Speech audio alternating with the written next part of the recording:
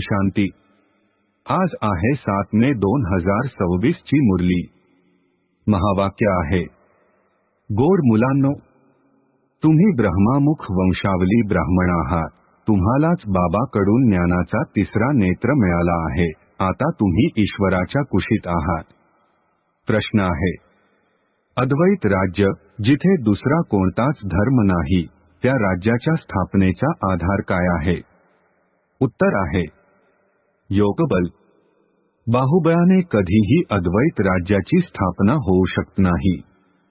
तसेही ख्रिश्चनांकडे इतकी शक्ती आहे की त्यांनी जर आपसामध्ये एकजूट केली तर साया विश्वावर राज्य करू शकतात। परंतु कायदा असे सांगत नाही। विश्वावर एका राज्याची स्थापना करणे हे बाबांचेच काम आहे।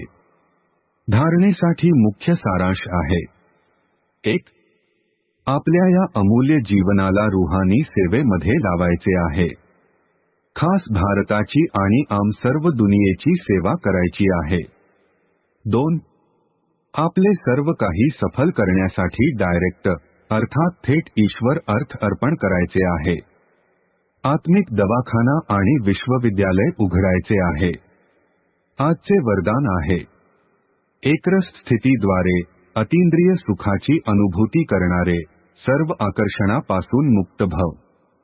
स्पष्टीकरण आहे, जेव्हा सर्व इंद्रियांच्या आकर्षणापासून आणि नात्यांच्या आकर्षणापासून मुक्त बनाल तेव्हाच अतींद्रिय सुखाची अनुभूती करू शकाल।